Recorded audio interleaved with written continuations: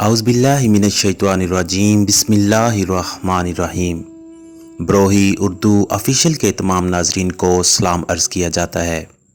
ناظرین، اگر آپ میرے اس چینل پر پہلی بار آئے ہیں تو مہربانی کر کے میرے اس چینل کو سبسکرائب کر لیجئے اور ساتھ میں بنے بیل آئیکن کو بھی پریس کر دیجئے تاکہ میری آنے والی ہر ویڈیو آپ تک پہنچ سکے۔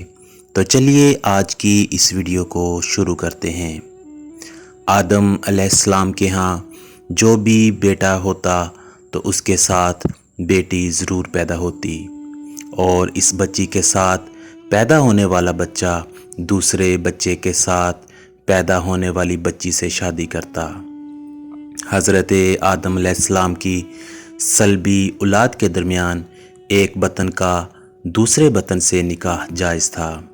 جب حضرت آدم و حوا دنیا میں آئے اور توالد و تناسل کا سلسلہ شروع ہوا تو ہر ایک حمل سے ان کے دو بچے پیدا ہوتے، ایک لڑکا اور دوسری لڑکی۔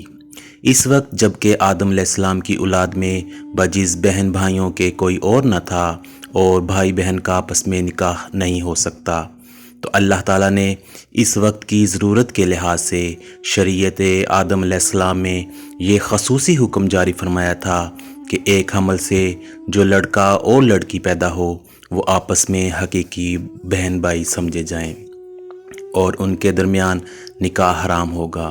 لیکن دوسرے حمل سے پیدا ہونے والے لڑکے کے لیے پہلے حمل سے پیدا ہونے والی لڑکی حقیقی بہن کے حکم میں نہیں ہوگی، بلکہ ان کے درمیان رشتہ مناکحت جائز ہوگا۔ حضرت آدم علیہ السلام کی شریعت میں ضرورت توالد و تناسل کی وجہ سے یہ جائز تھا، اس کے علاوہ اور کوئی شکل نہ تھی۔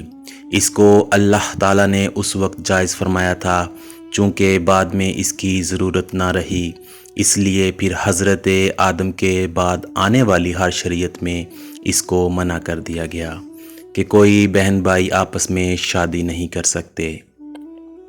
تفسیر مظہری میں نقل کیا گیا ہے کہ حضرت حوا رضی اللہ تعالی عنہا کے بطن سے حضرت آدم علیہ السلام کی 40 اولادیں ہوئیں۔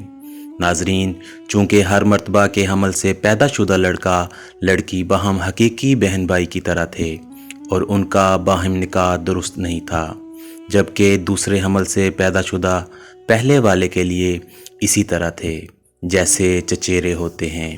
یہی وجہ ہے کہ قابیل نے حابیل سے اختلاف کیا۔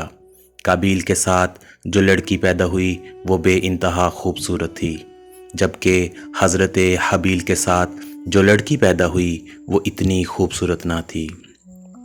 حضرت آدم علیہ السلام کی شریعت کے مطابق جب یہ جوان ہوئے تو قابیل کی شادی حابیل کی بہن سے ہوئی تھی اور حضرت حابیل کی شادی قابیل کی بہن سے ہوئی تھی، لیکن قابیل اپنی ہی بہن کو پسند کرنے لگا اور وہ اسی سے شادی کرنا چاہتا تھا، جبکہ شریعت آدم میں اس کی ممانعت تھی کہ ایک ہی حمل سے پیدا ہونے والے بچوں کی شادی آپس میں نہیں ہو سکتی۔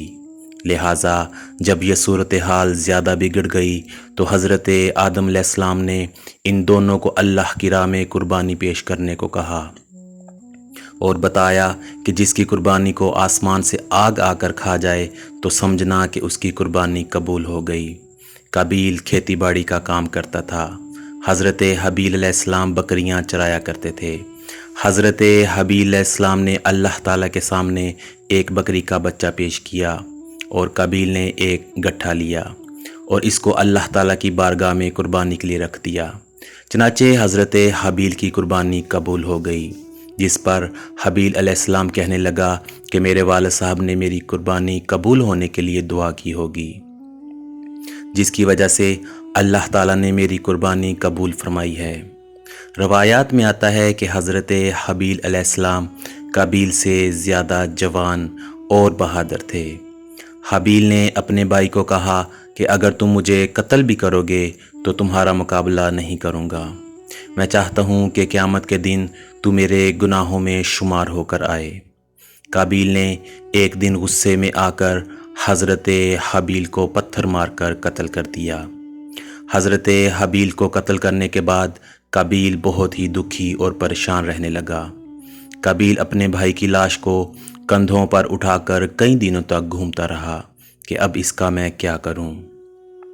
پھر اللہ تعالیٰ کے حکم سے 2 کوے آپس میں لڑنے لگے۔ ان میں سے ایک کوے نے دوسرے کوے کو مار دیا۔ یہ سب کچھ کابیل دیکھ رہا تھا۔ کوے نے اپنے ساتھی کوے کو مار کر اس کو زمین میں دفن کر دیا۔ کابیل نے بھی کوے کو دیکھ کر اپنے بھائی کو دفن کرنے کے لیے ایک گڑھا کھودا، جس میں حضرت حابیل علیہ السلام کو دفن کر دیا۔ اس کے بعد کابیل اپنی سگی بہن اکلیمہ کو لے کر وہاں سے بھاگ گیا۔ اس کی وجہ یہ تھی کہ شیطان کابیل کے پاس آ کر اس کے دل میں یہ ڈر ڈالتا تھا کہ تم نے اپنے بھائی کو قتل کیا ہے، اب تیرا باپ تجھ کو قتل کر دے گا۔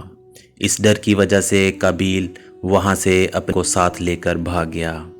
اس دن کے بعد حضرت آدم علیہ السلام مسلسل پریشان رہنے لگے۔ حضرت آدم علیہ السلام اللہ تعالیٰ کی بارگاہ میں دعا کیا کرتے تھے کہ اللہ تعالیٰ مجھے نیک اولاد عطا فرما۔ اللہ تعالیٰ نے حضرت آدم علیہ السلام کی دعا کو قبول فرماتے ہوئے حضرت آدم علیہ السلام کو ایک لڑکا عطا فرمایا، جس کا نام حضرت شیش علیہ السلام تھا۔ حضرت شیش علیہ السلام جوان ہوئے تو حضرت آدم علیہ السلام نے اپنا جانشین حضرت شیش علیہ السلام کو مقرر کر دیا۔ ان کو حکم دیتے ہوئے کہا کہ اپنے بھائی کابیل سے ہمیشہ دور رہنا۔ جب حضرت آدم علیہ السلام کا وصال ہوا تو اللہ تعالیٰ کی طرف سے بے شمار فرشتے زمین پر نازل ہوئے۔ انہوں نے حضرت شیش علیہ السلام کو اپنے باپ کو دفن کرنے کا طریقہ بتایا۔ اس کے بعد بی بی ہوا کا بھی وصال ہو گیا۔ اس کے بعد زنا کی شروعات ہوئی۔ اس کے بعد ایک وادی میں کابیل اور اس کی اولاد رہنے لگے۔ شیطان ایک آدمی کی شکل میں ان کے پاس آیا۔ شیطان نے ان لوگوں کو عیش و عشرت میں لگا دیا۔ شیطان نے ان کو ایسے ایسے کپڑے اور گانے بجانے کے طریقے سکھائے کہ وہ کبھی بھی ان کو بھول نہ سکے۔ انہوں نے ایک دن میلے کے لیے مقرر کر دیا، جس پر وہ برہنہ عورتیں اور مرد اکٹھے شرکت کرتے تھے۔ اس میلے میں طرح طرح کے گانے اور موسیقی کی آوازیں آتی تھیں۔ اس طرح جو شخص مومن تھے ان کو بھی یہ آوازیں سنائی دیتی تھیں۔ ایک دن ایک مومن کے دل میں خیال آیا کہ میں یہ سب کچھ قریب سے دیکھنا چاہتا ہوں۔ ایک دن وہ مومن اپنے ساتھیوں سے چوری وہاں سے نکلا اور کابیل کے لوگوں کے پاس آ گیا۔ اس نے دیکھا کہ کابیل کی اولاد بے حیائی اور فضول کاموں میں لگی ہوئی تھی۔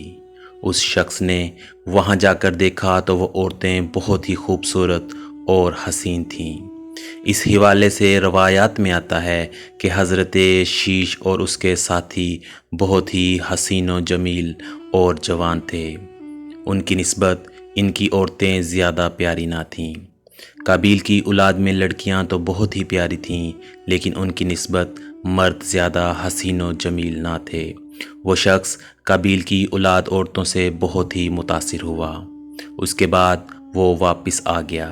اس نے مومنین کو بھی ان کی عورتوں کے بارے میں بتایا۔